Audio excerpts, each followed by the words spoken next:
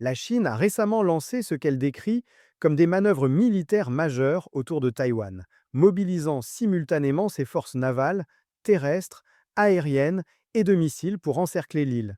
Ces exercices ne sont pas seulement opérationnels, Pékin publie également de nombreuses images et vidéos de ces manœuvres, dans un effort clairement intentionnel pour montrer au monde l'ampleur de ses capacités militaires et la coordination de ses forces.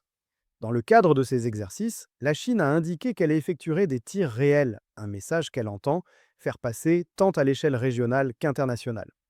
Du côté taïwanais, ces actions sont perçues comme des gestes d'intimidation militaire. Depuis plusieurs années, la Chine revendique la souveraineté sur Taïwan.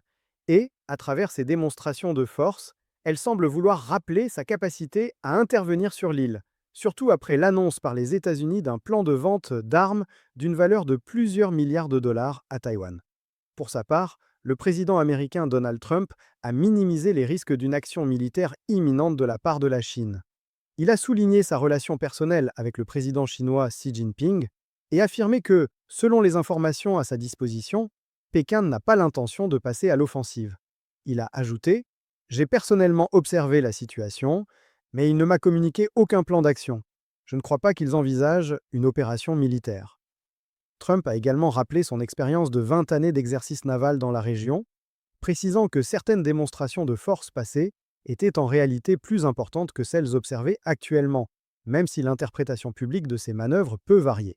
Pour mieux comprendre les enjeux sur le terrain, nous avons interrogé Will Ripley, correspondant international senior basé à Taïwan et actuellement en mission en Thaïlande. Selon lui, ces exercices militaires suscitent une inquiétude croissante à Taïwan et laissent donc planer l'alarme. Ce qui est présenté comme un exercice aujourd'hui pourrait se transformer en action militaire réelle demain. D'après les données les plus récentes du ministère taïwanais de la Défense, il s'agit des manœuvres les plus importantes rapportées depuis plusieurs mois, avec 130 avions militaires et 22 navires repérés dans la zone au cours des dernières heures. Pour comparaison, le record précédent avait été enregistré en octobre 2024, avec la présence de 153 appareils en l'espace de seulement 24 heures. L'ensemble de ces informations souligne l'intensification progressive des démonstrations de force chinoises et la sensibilité particulière de la région face à ces mouvements. La situation reste étroitement surveillée par les autorités taïwanaises, qui cherchent à alerter la communauté internationale sur le risque que ces exercices, bien que officiellement planifiés, puissent constituer un prélude à une action militaire plus directe. Il ne serait pas surprenant que ces manœuvres deviennent les plus importantes jamais observées à ce jour. Les images déjà diffusées montrent une mobilisation considérable, mais ce sont les exercices de tir réels qui attirent particulièrement l'attention. Pour la première fois, la Chine utilise des munitions réelles en pleine mer, une démarche qui oblige à la fermeture temporaire de certains espaces aériens et de routes maritimes. Selon les estimations, près de 1000 vols pourraient être perturbés. Concrètement, si l'on avait tenté de se rendre à Taïwan depuis un autre pays aujourd'hui, il est fort probable que l'accès aurait été impossible. Ces mesures craignent donc une perturbation significative, sans pour autant laisser présager, pour l'instant, un conflit militaire direct. Néanmoins, l'inquiétude demeure. Chaque exercice de ce type rapproche la ligne rouge d'un potentiel affrontement, rendant la situation de plus en plus sensible et tendue. Cette escalade n'est pas nouvelle. La Chine a déjà intensifié ses manœuvres militaires à plusieurs reprises, souvent en réaction à certaines initiatives américaines. Par exemple, la visite de Nancy Pelosi sur l'île en 2022 avait entraîné une augmentation marquée des exercices militaires chinois dans la région. Aujourd'hui, c'est la vente d'armes aux États-Unis à destination de Taïwan qui semble avoir déclenché cette nouvelle démonstration de force. Ces ventes d'armes, évaluées à 11,1 milliards de dollars, constituent un record et ont été fortement condamnées par Pékin, qui y voit une menace directe à sa souveraineté. Pour la Chine, ces livraisons sont perçues comme un élément déclencheur, même si, officiellement, le pays ne communique pas directement cette justification. Les observateurs internationaux notent que les manœuvres militaires sont planifiées longtemps à l'avance, nécessitant des mois d'organisation et une coordination complexe. La décision de les exécuter dépend non seulement des conditions météorologiques, mais aussi d'un calendrier géopolitique, jugé favorable pour envoyer un message fort et clair à la communauté internationale et à ses adversaires. Ainsi, ces exercices n'apparaissent non pas comme des actions spontanées. Ils s'inscrivent dans une stratégie soigneusement orchestrée visant à rappeler la puissance militaire de la Chine et sa détermination à faire respecter ses revendications territoriales. Mais il ne faut pas perdre de vue que la tension ne se limite pas à Taïwan. Les relations entre la Chine et le Japon, déjà fragiles depuis plusieurs années, connaissent également des périodes de forte tension, exacerbant un climat régional complexe et potentiellement instable. Chaque mouvement, chaque tir, chaque déploiement de force s'inscrit donc dans un contexte stratégique plus large, où la Chine cherche à démontrer sa capacité à imposer sa volonté tout en testant les réactions de ses voisins et des grandes puissances mondiales. La Chine cherche visiblement à démontrer sa capacité à empêcher toute force étrangère, ainsi que tout actif militaire international, de s'approcher de Taïwan. Cette démonstration de force n'est pas seulement destinée aux États-Unis. Elle envoie également un signal fort aux alliés régionaux, notamment au Japon. L'intention est claire, montrer que Pékin peut contrôler l'espace aérien et maritime autour de l'île, et ce de manière ouverte et délibérée. Ces manœuvres ne sont pas de simples exercices, elles s'inscrivent dans une stratégie de dissuasion et de démonstration de puissance, renforçant la perception d'un contrôle chinois sur les événements régionaux. Pour approfondir l'analyse de ces manœuvres, nous avons sollicité l'expertise de Beth Santa, ancienne directrice adjointe du renseignement national et analyste en sécurité nationale. Selon elle, la Chine cherche également à tester la réaction de l'administration américaine, et en particulier du président Trump. Pékin est conscient que la priorité de la Maison-Blanche est de maintenir une trêve commerciale avec la Chine, et pourrait donc se permettre de pousser légèrement les limites de son action militaire autour de Taïwan, sans déclencher une confrontation directe. Beth Santa souligne que la Chine agit toujours dans une logique d'expérimentation stratégique. Elle cherche à mesurer jusqu'où elle peut aller, à évaluer les réponses diplomatiques et militaires, et à établir une nouvelle norme opérationnelle dans le détroit de Taïwan. La fréquence accrue des vols militaires et des passages réguliers au-dessus du détroit, ainsi que l'intensification des exercices navals et aériens, s'inscrivent dans cette dynamique. Tout cela contribue à créer une situation que certains qualifient donc de nouvelle normalité dans la région.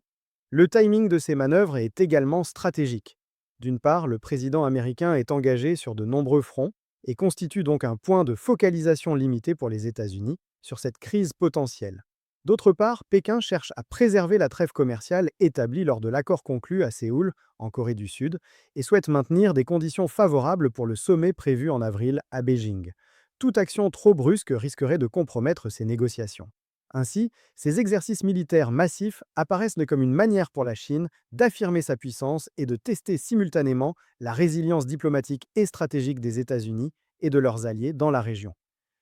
En résumé, derrière ces manœuvres, il ne s'agit pas uniquement de démontrer une force militaire, mais également d'envoyer des signaux diplomatiques calculés, de tester la réaction des grandes puissances et de créer une perception de contrôle constant sur un espace stratégique extrêmement sensible.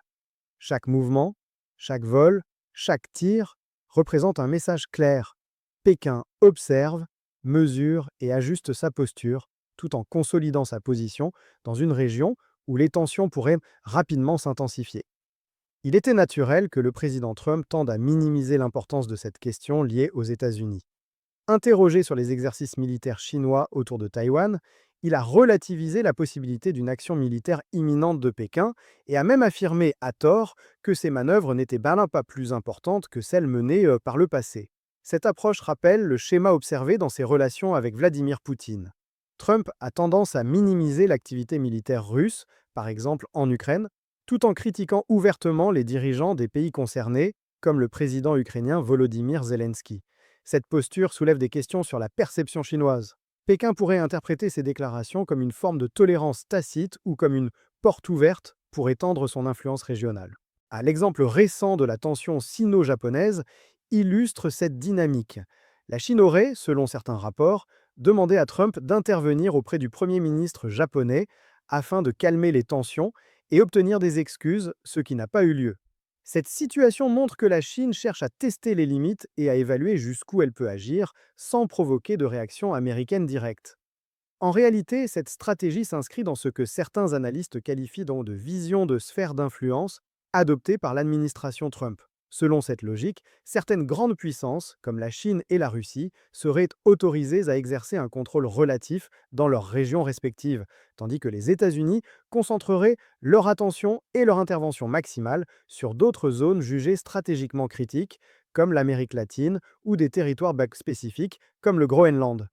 Cette approche reflète une vision pragmatique, mais controversée, de la géopolitique mondiale, dans laquelle les marges de manœuvre des grandes puissances sont tacitement reconnues pour éviter des confrontations directes.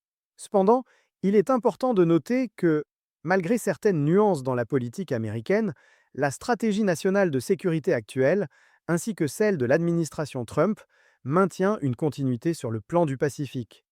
Les documents stratégiques insistent sur la nécessité de garantir qu'aucune puissance étrangère ne domine cette région, en raison de son importance capitale pour le commerce mondial et pour la sécurité économique des États-Unis.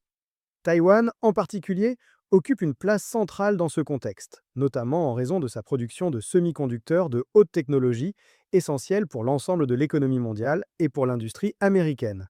Ainsi, derrière les déclarations et les gestes diplomatiques se déploie un équilibre complexe.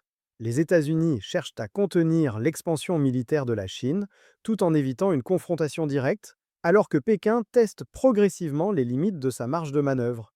Chaque exercice, chaque déclaration, chaque mouvement naval ou aérien s'inscrit dans cette dynamique stratégique où la puissance, la perception et la diplomatie s'entrelacent étroitement dans un théâtre asiatique au rôle central pour l'économie et la sécurité mondiale.